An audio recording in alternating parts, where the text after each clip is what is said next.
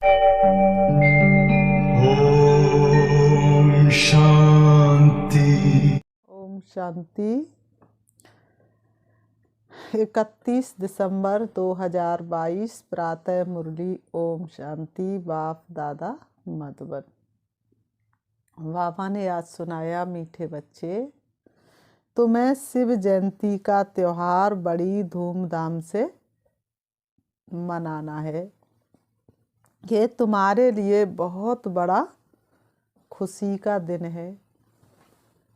सबको बाप का परिचय देना है। तुम्हें शिव जयंती का त्योहार बड़ी धूमधाम से मनाना है।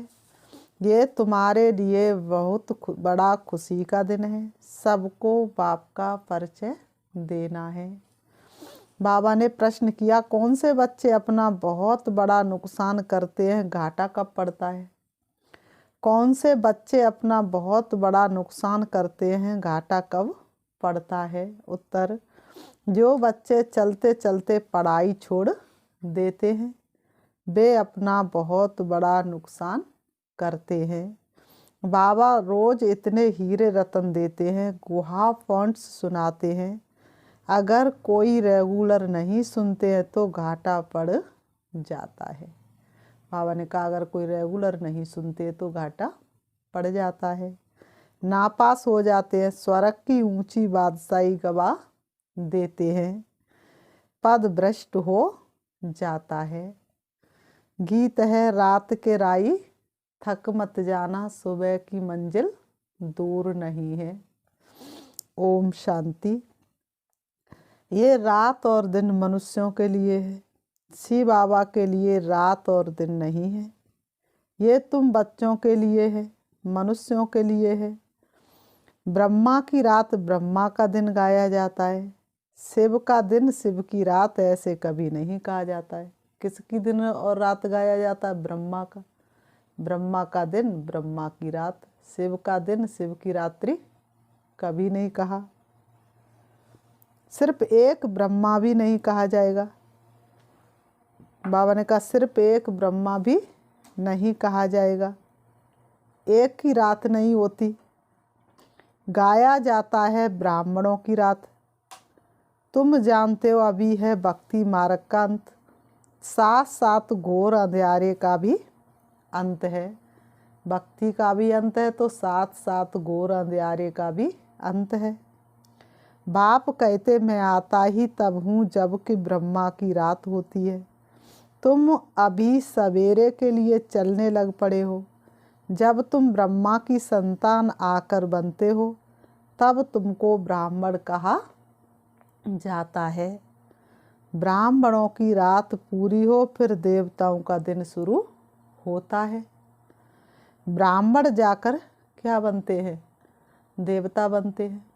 जो संपूर्ण यहाँ पर ब्राह्मण बन जाता है वही सतयुग में जाकर के संपूर्ण देवता बनता है। इस यज्ञ से बहुत बड़ी बदली होती है। इस ज्ञान यज्ञ से बहुत बड़ी बदली होती है। पुरानी दुनिया बदलकर नई होती है। कलयुग है पुराना युग, सतयुग है नया युग। फिर त्रेता 25% पुराना, द्वापर 50% पुराना, सतयुग बिल्कुल नई दुनिया। त्रेता में आते आते कैसी हो जाती? 25% पुरानी, और द्वापर युग में आते 50, और कलयुग में आते पूरी ही। युग का नाम भी बदल जाता। कलयुग को सब पुरानी दुनिया कहेंगे। ईश्वर कहा जाता है बाप को, जो ईश्वरी राज्य स्थापन करते हैं। बाप कहते हैं, मैं कल्प कल्प संगम युग में आता हूँ। टाइम तो लगता है ना, यूँ तो है 1 सेकंड की बात। बाबा ने कहा, यूँ तो है 1 सेकंड की बात, परंतु विक्रम विनाश होने में समय लगता है। जन्म जन्मांतर के पापों का बोझा जो है उसे खत्म करने में समय लगता है, क्योंकि आधा कल्प के पाप सिर पर हैं। बाप स्वर्ग रचता है तो तुम बच्चे भी स्वर्ग के मालिक तो बनेंगे, परंतु सिर पर जो पापों का बोझा है उनको उतारने में टाइम लगता है। योग लगाना पड़ता है। अपने को आत्मा जरूर समझना है। आगे जब बाबा कहते थे तो जिस्मानी बाप याद आता था। अभी बाबा कहने से बुद्धि ऊपर चली जाती है। दुनिया में और किसकी बुद्धि में ये नहीं होगा कि हम आत्मा रूहानी बाप की संतान हैं। हमारा बाप, टीचर, गुरु तीनों ही रूहानी है। याद भी उनको करते हैं। ये है पुराना शरीर, इनको क्या श्रृंगार करना है। बाबा ने कहा ये पुराना शरीर है, इसको क्या श्रृंगार करना है। परंतु अंदर में समझते हैं अभी हम बनवाव में हैं। ससुर घर नई दुनिया में जाने वाले हैं। पिछाड़ी में कुछ भी नहीं रहता है। फिर हम जाकर विश्व के मालिक बनते हैं। इस समय सारी दुनिया जैसे बनवाव में है। इसमें रखाई क्या है? कुछ भी नहीं। मिटने वाली इस दुनिया से है दिल लगाना क्या। जब ससुर घर था तो हीरे जवाहरातों के मेल थे, माल ठाल थे। अभी फिर पियर घर से ससुर घर जाना है। अभी तुम किसके पास आए हो? कहेंगे बाप दादा के पास।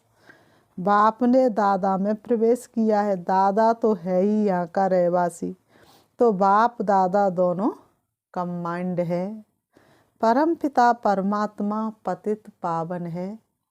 उनकी आत्मा अगर श्री कृष्ण में होती, वह ज्ञान सुनाती तो श्री कृष्ण को भी क्या कहा जाता? तो श्री कृष्ण को भी बाप दादा कहा जाता। लेकिन श्री कृष्ण के तन में तो कभी परमात्मा शिव आ नहीं सकते, क्योंकि वह तो सतयुग का फर्स्ट प्रिंस है। परंतु श्री कृष्ण को बाप दादा कहना शोभता नहीं। ब्रह्मा ही प्रजापिता गाया हुआ है। बाप ने समझाया है ये 5000 वर्ष का, बाबा ने कहा ये 5000 वर्ष का चक्र है। तुम बच्चे प्रदर्शनी जब दिखाते हो तो उनमें ये भी लिखो कि आज से 5000 वर्ष पहले भी हमने ये प्रदर्शनी दिखाई थी। 5000 वर्ष की ये फिल्म है जो चलती ही रहती है। और समझाया था कि बेहद बाप से स्वर्ग का वर्षा कैसे लिया जाता है। आज से 5000 वर्ष पहले मुहापिक फिर से हम त्रिमूर्ति शिव जयंती मनाते हैं। ये अक्षर जरूर डालना पड़े। ये बाबा डायरेक्शन दे रहे हैं, उस पर चलना है। शिव जयंती की तैयारी करनी है। नई नई बात देख मनुष्य बंडर खाएंगे। नई नई बात देख मनुष्य बंडर खाएंगे। अच्छा भवका करना चाहिए। हम त्रिमूर्ति शिव की जयंती मनाते हैं, छुट्टी करते हैं। शिव जयंती की छुट्टी ऑफिशियल है, कोई करते कोई नहीं करते। तुम्हारा ये बहुत बड़ा दिन है। बाबा ने कहा तुम्हारा ये बहुत बड़ा दिन है। जैसे क्रिश्चियन लोग क्रिसमस मनाते हैं, बहुत खुशी मनाते हैं। तुम्हारा सबसे बड़ा दिन कौन सा है? शिवरात्रि। बाबा ने कहा अब तुमको ये खुशी मनानी चाहिए। सबको बताना है कि हम बेहद के बाप से वर्षा ले रहे हैं। घर घर में जाके ये संदेश सुनाना है, बेहद के बाप से हम वर्षा ले रहे हैं। जो जानते हैं वही खुशी मनाएंगे। सेंटर्स में आपस में मिलेंगे। यहाँ तो सब आ ना सके। बाबा ने कहा यहाँ तो सब आ ना सके। हम मनाते हैं जन्मदिन। शिव बाबा का मृत्यु तो हो ना सके। जैसे शिव बाबा आया है वैसे चले जाएंगे। ज्ञान पूरा हो गया, लड़ाई शुरू हो गई। बस इनको अपना शरीर तो है नहीं। किनको? शिव बाबा को। शिव बाबा को अपना शरीर तो है नहीं। अपना शरीर हो तो वो भी जन्म मरण में आए, सुख दुख में आए, तो वो भी परमात्मा नहीं रहे।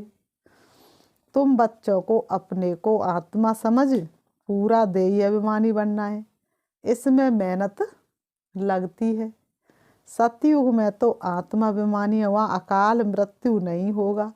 यहाँ बैठे बैठे काल आ जाता है। हार्ट फेल हो जाता है। अभी कौन सा बाज़ार बहुत ज़्यादा गर्म है? मृत्यु का। कितनी जल्दी जल्दी मौत का बाज़ार गर्म हो रहा है। तो बाबा ने कहा कहेंगे ईश्वर की भाभी, परंतु ईश्वर की भाभी नहीं है। कोई भी माँ बाप अपने बच्चों को जन्म देते हैं लेकिन मृत्यु नहीं, तो ये ईश्वर की भाभी नहीं। तुम कहेंगे ड्रामा की भाभी। ड्रामा में इनका पार्ट ऐसा था, अभी तो है ही आयरन एज, नई दुनिया गोल्डन एज थी। सतयुग के महल कितने हीरों से सजाए हुए होंगे, अकी चार धन होगा, परंतु उनका पूरा वृतांत नहीं है। कुछ अर्थ के काद होती है तो टूट फूट पड़ती है, नीचे चली जाती है। तो इन बातों का बुद्धि से काम लेना है, तो इन बातों का बुद्धि से काम लेना है। ये खाना बुद्धि के लिए है। बाबा ने कहा बुद्धि का भोजन क्या है? ज्ञान रत्न। तो बाबा ने कहा ये खाना किसका है? बुद्धि का। तुम्हारी बुद्धि ऊपर चली गई है। रचता को जानने से रचना को भी जानते हैं। सारे सृष्टि का राज बुद्धि में है। ड्रामा में ऊंचे ते ऊंचा है भगवान, सबसे ऊंचा तेरा ही किरदार है। तो सबसे ऊंचा पाठ किसका है? शिव बाबा का। फिर ब्रह्मा विष्णु शंकर, हम इन तीनों का ऑक्यूपेशन बता सकते हैं, क्या क्या पार्ट है। बाबा ने कहा जगत अम्बा का कितना बड़ा मेला लगता है। जगत अम्बा जगत पिता का आपस में क्या संबंध है ये कोई नहीं जानते, क्योंकि ये गुप्त बात है। माँ तो ये बैठी है, ये थी एडॉप्ट की हुई, कौन? जगदम्बा। इसलिए चित्र उनके बने हैं, उनको जगत अम्बा कहा जाता है। ब्रह्मा की बेटी सरस्वती, भल माँ का टाइटल दिया है। ब्रह्मा की बेटी सरस्वती, लेकिन टाइटल किसका दिया है? माँ का। परंतु थी तो ब्रह्मा की बेटी ना, सही करती थी ब्रह्मा कुमारी सरस्वती। मम्मा साइन में क्या लिखती थी? ब्रह्मा कुमारी सरस्वती। तुम उनको मम्मा कहते थे। ब्रह्मा को माँ कहना शोभता नहीं। ये समझने और समझाने में बड़ी रिफाइन बुद्धि चाहिए। ये गुप्त गुहा बातें हैं। तुम किसके भी मंदिर में जाएंगे तो झट उनका ऑक्यूपेशन जान लेंगे। गुरु नानक के मंदिर में जाएंगे तो झट बता देंगे कि वह फिर कब आएंगे। उन लोगों को कुछ पता नहीं, क्योंकि कल्प की आयु लंबी कर दी है। तुम वर्णन कर सकते हो। बाप कहते हैं देखो मैं तुमको कैसे पढ़ाता हूँ, आता कैसे हूँ। श्री कृष्ण की तो बात ही नहीं, गीता का पाठ करते रहते हैं। कोई 18 अध्याय याद करते हैं तो उनकी कितनी महिमा हो जाती है। एक श्लोक सुनाएंगे तो कहेंगे वाह वाह, इन जैसे महात्मा तो कोई है नहीं। आजकल तो रिद्धि सिद्धि भी बहुत है। उनका आजकल तो लोगों के पास रिद्धि सिद्धि बहुत है, बहकाते रहते हैं और पैसा लेते रहते हैं। जादू का खेल बहुत दिखाते हैं। दुनिया में ठगी बहुत है। बाबा ने कहा दुनिया में ठगी बहुत है। बाप तुमको कितना सहज समझाते, परंतु पढ़ने वालों पर मदार है। टीचर तो एक रस पढ़ाते हैं, कोई नहीं पढ़ेंगे तो नापास होंगे। ये भी होना जरूर है। सारी राजधानी स्थापन होनी है। तुम ये ज्ञान स्नान कर ज्ञान का गोता लगाए परिस्तान की परी अर्थात स्वर्ग के मालिक बन जाते हो। रात दिन का फर्क है। वहाँ तत्व भी सतो प्रदान होने से शरीर भी एक्यूरेट बनता है। यहाँ तत्व तमो प्रदान तो शरीर भी एक्यूरेट नहीं है, नेचुरल ब्यूटी रहती है। वह है ईश्वर की स्थापन की हुई भूमि। अभी आसुरी भूमि है। स्वर्ग नरक में फर्क बहुत है। अभी तुम्हारी बुद्धि में ड्रामा के आदि मध्यांत का राज बैठा हुआ है। नंबरवार पुरुषार्थ अनुसार बाप कहते हैं अच्छी रीति पुरुषार्थ करो। बच्चियाँ नए नए स्थान पर चक्र लगाने जाती हैं। अगर अच्छी माता याद है तो सर्विस को जमाना पड़े, अगर अच्छी माता याद हैं तो सर्विस को जमाना पड़े। सेंटर पर अगर कोई नहीं आते हैं तो अपना नुकसान करते हैं। बाबा कहते सेंटर पर अगर कोई नहीं आते तो क्या करते, अपना ही नुकसान करते हैं। कोई पढ़ने के लिए नहीं आते तो उनको फिर लिखना चाहिए। तुम अब पढ़ते नहीं हो, इससे तुमको बहुत घाटा पड़ जाएगा। रोज़ रोज़ बहुत गुआ फॉन्ट्स निकलती हैं, ये है हीरे रत्न, तुम पढ़ेंगे नहीं तो नापास हो जाएंगे। इतनी ऊंची स्वरक की बादशाही गवा देंगे। मुरली तो रोज़ सुननी चाहिए। बाबा ने कहा मुरली तो रोज़ सुननी चाहिए। ऐसे बाप को छोड़ दिया तो याद रखना, बाबा कहते ऐसे बाप को अगर छोड़ दिया तो याद रखना नापास हो जाएंगे, फिर बहुत रोएंगे। बाबा कहते फिर बहुत रोएंगे, खून के आंसू बहाएंगे। पढ़ाई तो कभी नहीं छोड़नी चाहिए। बाबा रजिस्टर देखते हैं कितने रेगुलर आते हैं, ना आने वालों को फिर सावधान करना चाहिए। श्रीमत कहती है पढ़ेंगे नहीं तो पदभ्रष्ट हो जाएंगे, बहुत घाटा पड़ जाएगा। बाबा ने कहा तुम बच्चों का बहुत घाटा पड़ जाएगा। ऐसे लिखा पढ़ी करो तब तुम स्कूल को अच्छी तरह उठा सकेंगे।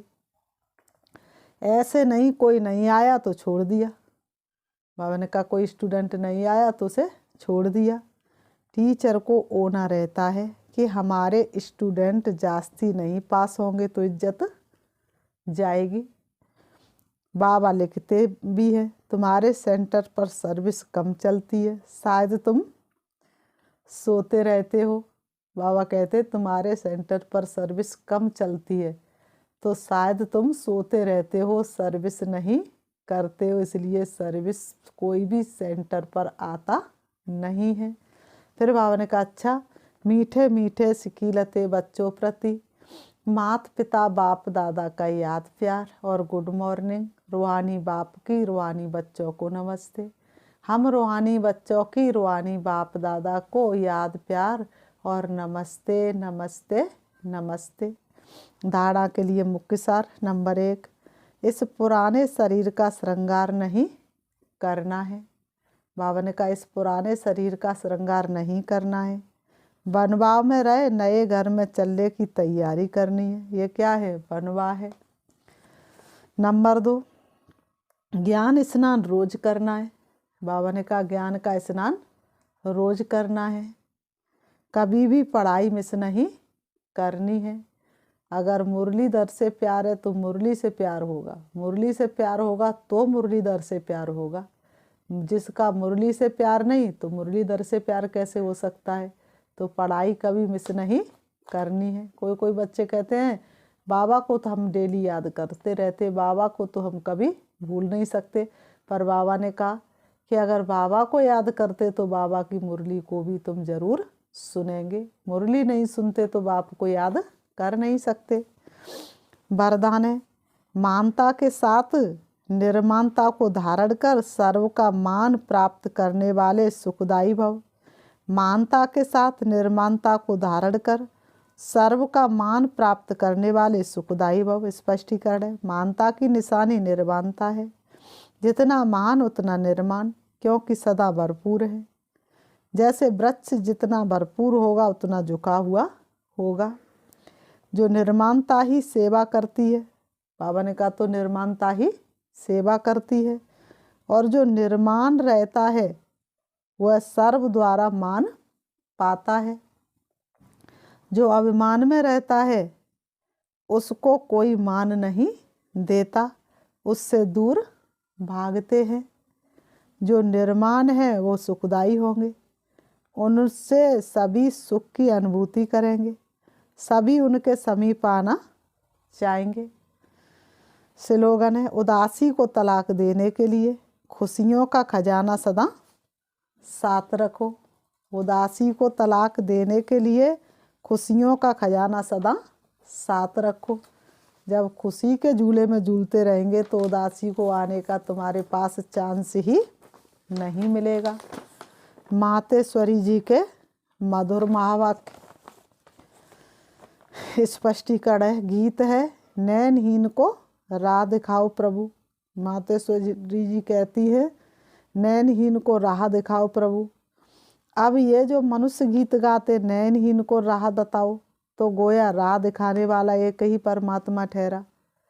तभी तो परमात्मा को बुलाते हैं, और जिस समय कहते प्रभु राह बताओ, तो जरूर मनुष्यों को राह दिखाने के लिए खुद परमात्मा को निराकार रूप से साकार रूप में अवश्य आना पड़ेगा। इसलिए गाते भिखारी सारी दुनिया दाता एक राम, दुखियारी सारी दुनिया दाता एक राम। तो देने वाला तो एक है और लेने वाले अनेक हैं। तभी तो स्थूल में राह बताएगा। आने बिगड़ रहा तो बता नहीं सकेंगे। अब मनुष्य जो मूझे हुए हैं, उन मूझे हुए को राह चाहिए। इसलिए परमात्मा को कहते हैं नैनहीन को राह दिखाओ प्रभु। इसको ही फिर खेवैया भी कहा जाता है, जो उस पार अथवा इन 5 तत्वों की जो बनी हुई सृष्टि है, इससे पार कर उस पार अर्थात 5 तत्वों से पार जो छठा तत्व अखंड ज्योतिमय तत्व है, उसमें ले चलेगा। तो परमात्मा भी जब उस पार से इस पार आवे तभी तो ले चलेगा। तो परमात्मा को भी अपने धाम से आना पड़ता है। तभी तो परमात्मा को खेवैया कहते हैं। वही हम बोट को आत्मा रूपी नाव को पार ले जाता है। अब जो परमात्मा के साथ योग रखता है, उनको साथ ले जाएगा। बाकी जो बच जाएंगे वे धर्मराज की सजाएं खाकर बाद में मुक्त होते हैं। जाना सबको है, वापिस वह सबको ले करके जाएगा। जो खुशी खुशी से तपस्या करेंगे तो पलकों पर बिठा के ले जाएगा, और जो याद नहीं करेंगे, जो पहचान करके यथार्थ रीति उनकी श्रीमत पर नहीं चलेंगे, तो सजाओं के द्वारा पवित्र बना के वापिस ले जाएगा। नंबर 2, कांटों की दुनिया से ले चलो फूलों की छाव में।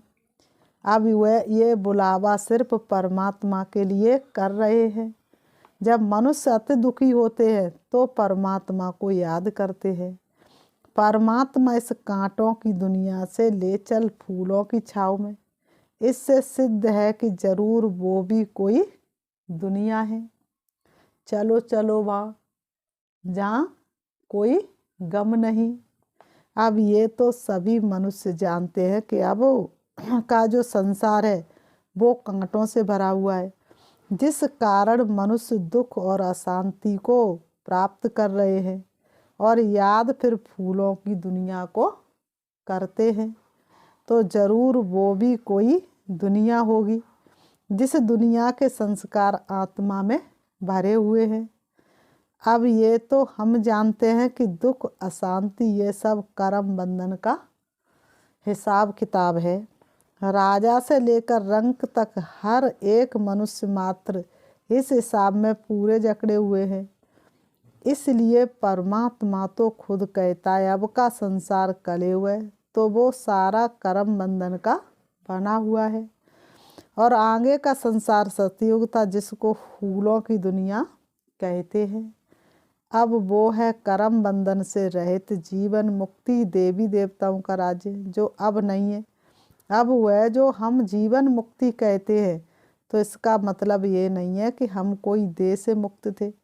उन्हों को कोई देह का भान नहीं था, मगर वो देह में होते हुए भी दुख को प्राप्त नहीं करते थे। गोया वहाँ कोई भी कर्म बंधन का मामला नहीं है।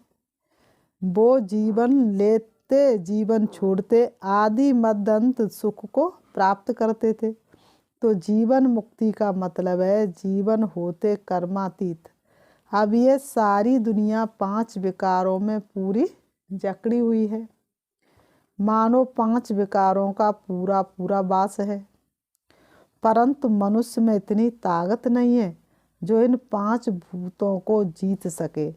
तभी परमात्मा खुद आकर हमें 5 भूतों से छुड़ाते हैं और भविष्य प्रारब्धि देवी देवता पद प्राप्त कराते हैं। अच्छा, ओम शांति, ओम शांति। अभी हम 5 मिनट प्यारे शिव बाबा को याद करेंगे, चलेंगे, अपने आप से बातें करेंगे, पूछेंगे अपने आप से वास्तव में मैं कौन हूँ। तो अंदर से जवाब आएगा, मैं एक आत्मा हूँ, शरीर नहीं। शरीर तो मेरा वस्त्र है, मैं चमकती हुई मणि हूँ। ये शरीर मेरी कुटिया है। मैं आत्मा दोनों भ्रमों के बीच ब्रकुटी में विराजमान होकर इस शरीर रूपी गाड़ी को चला रही हूँ। मैं आत्मा इन आँखों रूपी खिड़कियों से देख रही हूँ, कानों से सुन रही हूँ, मुख से बोल रही हूँ और मैं हाथों द्वारा कार्य करा रही हूँ। बाकी मैं तो एक चमकती हुई ज्योति हूँ। मुझ आत्मा का अपना निजी धाम परम धाम है। सृष्टि रंगमंच पर मैं पाठ बजा रही हूँ। अब मुझे अपने घर वापस मड़ियों के देश में जाना है। मैं आत्मा मन और बुद्धि से हवा से भी तेज उड़ रही हूँ। सूरज चांद सितारों की दुनिया से ऊपर सूक्ष्म वतन फरिश्तों की दुनिया, जहाँ हजारों चंद्रमा से भी ज्यादा चांदनी बिखरी हुई है। सर्व शक्तियों को मैं आत्मा अपने पिता परमात्मा से ग्रहण कर रही हूँ। मुझे अनुभव हो रहा है मैं वही अष्टभुजा वाली दुर्गा हूँ जो अपने स्वरूप को भूल गई थी। प्यारे पिता परमात्मा के सन्मुख आते हुए मुझे अपनी सारी शक्तियाँ याद आ रही हैं और वो शक्तियाँ मुझ में फिर से जागृत हो रही हैं। मैं आत्मा सर्व शक्तियों से भरपूर होती जा रही हूँ। सर्व शक्तियों से भरपूर होकर मैं वापस आ रही हूँ। सारे विश्व का उद्धार करने के लिए मैं परम धाम से नीचे, सूक्ष्म वतन से भी नीचे, तारागढ़ से भी नीचे, चंद्रमा से भी नीचे, सूरज से भी नीचे आ जाती हूँ। सृष्टि रंगमंच पर आकर के दोनों भ्रमों के बीच ब्रकुटी में विराजमान हो जाती हूँ। ओम शांति, ओम शांति।